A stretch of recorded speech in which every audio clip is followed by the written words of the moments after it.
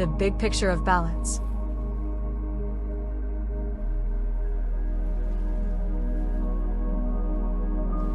Change your day, not your life. Balance is not a goal only for Janet. It is a word heard often in today's workplace, especially in motivational circles. Some people call it work-life balance or work-life integration. Scott Hefferman, CEO at Meetup, said, "I'm not into the phrase work-life balance exactly, but however you want to phrase it, it is a really important thing. I couldn't say it better myself."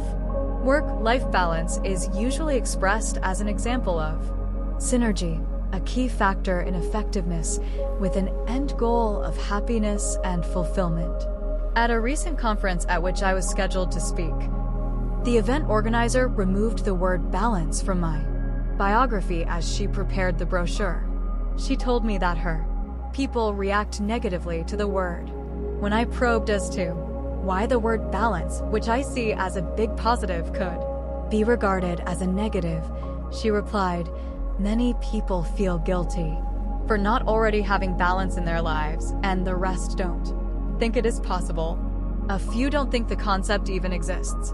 I'm often challenged on Twitter with comments on how balance is impossible. For example, one tweet I received read, @AndyCore@Forbes, "Don't see the reason. Weight of silver and lead have different weight, therefore you need different amounts to balance."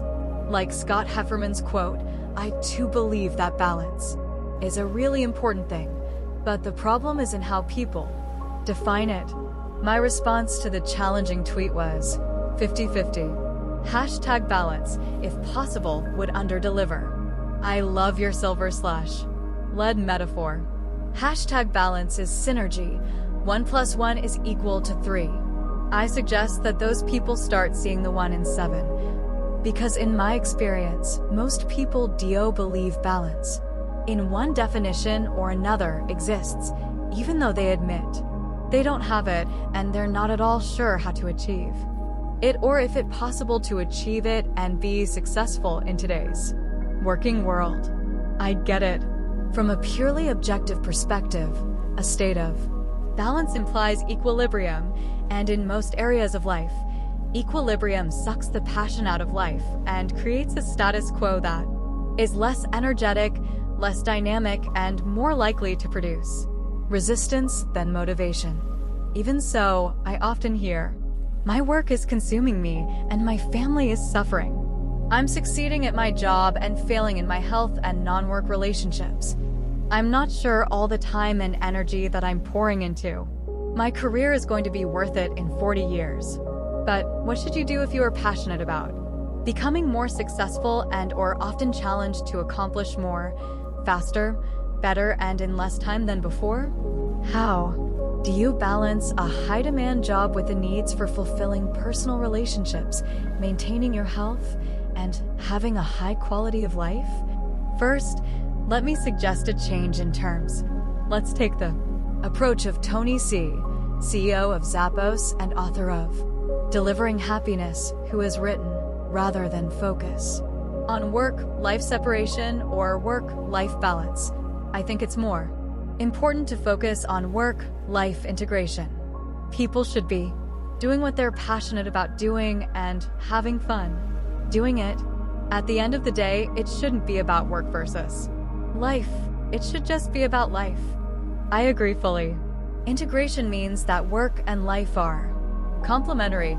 They work together in concert to fuel who you are and who you want to become. Second, let me state that I believe that when work is integrated fully into a high-quality life, a 1 + 1 is equal to 3 formula kicks in. The key is to seek an enhancement of all of life that moves a person's existence into a stratum of excellence. In this stratum, mind, emotions, and body are energized so that whatever is done, whether a task, a conversation, a performance, a practice session, the reading of a bedtime story, a one-on-one pickup game of basketball, a time of learning, or prayer, the doing is a high-quality performance. Segments. of doing that are high quality tend to build on one another. All of life takes on an atmosphere of excellence, the stratum of excellence. One of my favorite quotes is a statement made by former U.S. President John F. Kennedy. When he was asked to define happiness, he said, "The full use of your powers along lines of excellence." Excellence is doing what you are gifted to do, what you have talents to do, innate propensities to do, and skills to do. Using your gifts to the best of your ability, and ultimately at a high level of ability is a mark of excellence, and in that, there is tremendous joy, fulfillment, and a deep sense of satisfaction. If you want to be happy, do your best at all times. You may not be the best in the world at what you are doing, but you're in the process of becoming the best you can be, and increasingly better at what you do. The key to developing a total life of excellence is rooted in the pervasive nature of one's values, goals, dreams, and beliefs. Work-life integration is not primarily about achieving a ratio of work to personal time, as it is a composite expression of a purposeful, fulfilling life that exhibits the finest character qualities. We are back to Dionobi. When a person is doing his or her best at all hours of a day, expressing fully his or her values and beliefs in a consistent manner, a habit is forged that produces character. Life becomes integrated. What is held to be true, good, and virtuous in one setting is true, good, and virtuous in all settings. There is no switching from work mode or work values to home mode and home values.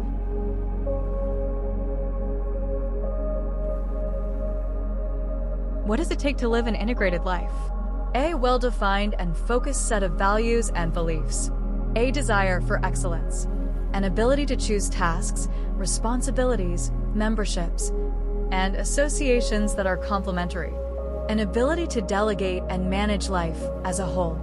The first two factors above require a person to do some internal work. You must decide what it is that you truly believe and value. You must choose excellence. The last two factors are part of a personal strategic operating procedure. A fully integrated person makes choices about tasks, associations, responsibilities, and memberships on the basis of how well these obligations of time and energy fit together easily and productively. A fully integrated person becomes the CEO of his or her life. Many of the same skills required to be a successful executive or manager on the job from 9 to 5 are put into play to take on the management of life 24/7. You are the CEO of you.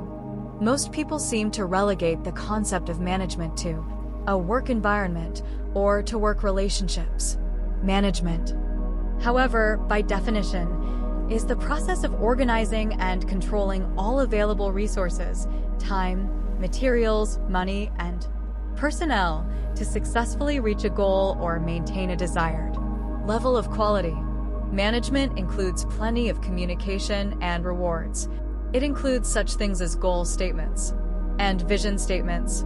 And in the realm of all of life, each of these aspects of management ultimately happens consciously or subconsciously. Think about a family. Think about a marriage. Think about a life devoted to service. Think about the way you integrate with your community.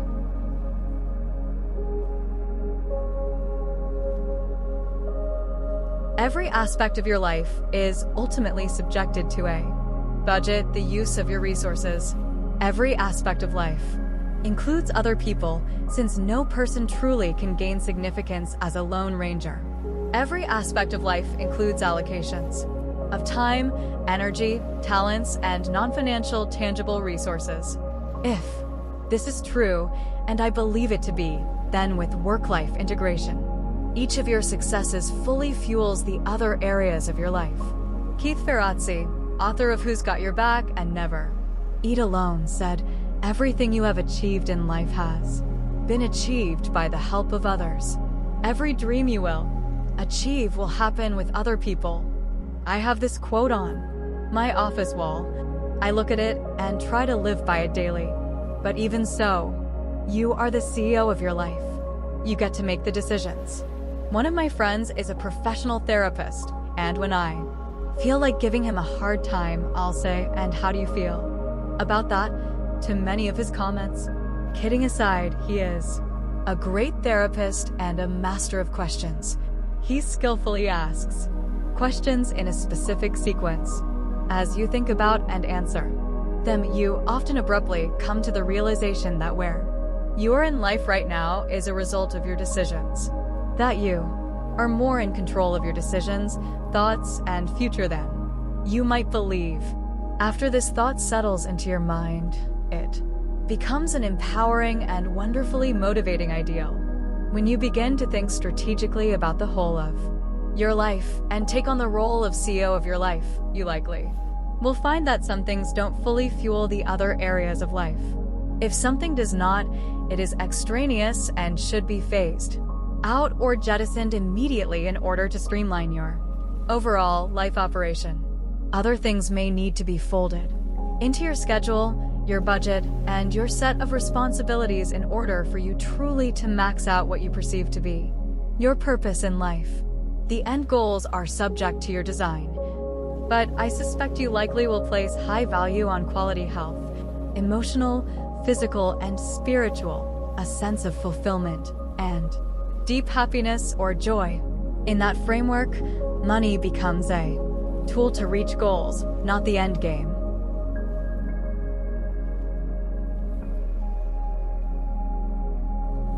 The CEO of a total life is going to be a person who knows that play and rest are vital to performance, both personal relaxation and recreation, as well as team-related retreats and experiences with others. I like what George Santayana once said, "To the art of working well, a civilized race would add the art of playing well." In this scenario of total life management, balance is a byproduct. It is essential, but it is not the first consideration. The first considerations are always values and beliefs, an integration of character across all tasks, and a goal of excellence in all performances. Doing less and doing it well can elevate excellence. Doing less and involving others can elevate morale and reduce stress. Doing all things with a sense of get to instead of have to can produce greater motivation. As the CEO of your life, you get to define what works for you and what doesn't. And with that perspective, your hours at a job or in a workplace become aspects of a whole life subject to your control. In no way do I downplay the need to work hard to become successful. Neither do I dismiss the need to put in the hours that success demands. Hard work is a must in every area of life, but let's define hard. Hard work is consistent effort, marked by creativity, wise choices and decisions, and focused energy. All of these creative output, decision-making, and the allocation of energy are management decisions. They are also aspects of a successful marriage, family life, and enriching friendships.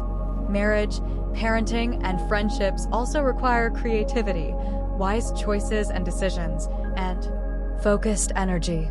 The good CEO of his or her life considers all factors and allocates accordingly across all dimensions of life. A strategic operating plan is the vehicle for engineering success and, along the way, integrating all factors of life. What won't you sacrifice? A major factor to consider in work-life integration is found in the answer you give to this question. What are you unwilling to sacrifice?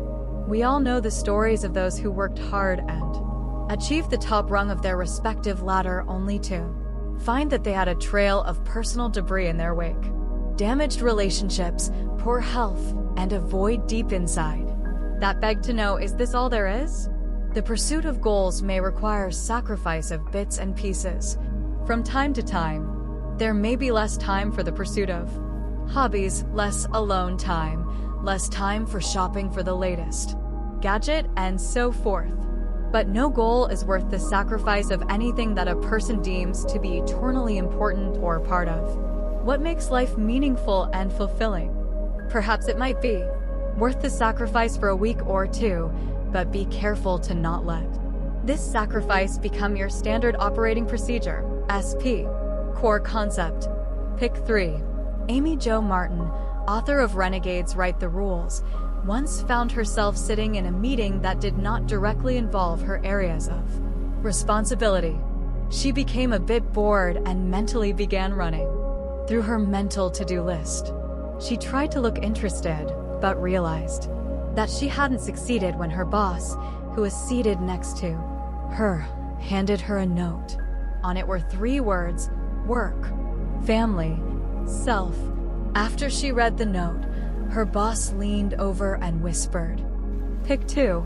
She could tell that Amy Jo didn't fully understand what she was saying, so she added, "To really be successful here, you have to pick 2.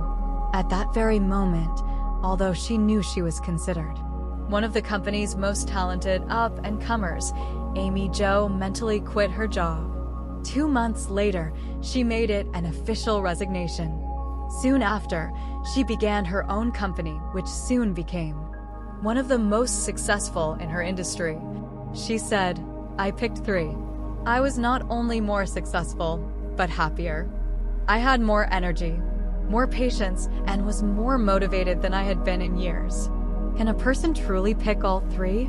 Yes. And please note that even if you do not have a family, perhaps you are not married or are married and have no children, you still have a family. You likely have parents, siblings, or close relations. You may be invested emotionally in godchildren or nieces and nephews. And for many people, friends are definitely members of the family. Pick 3 applies to all people.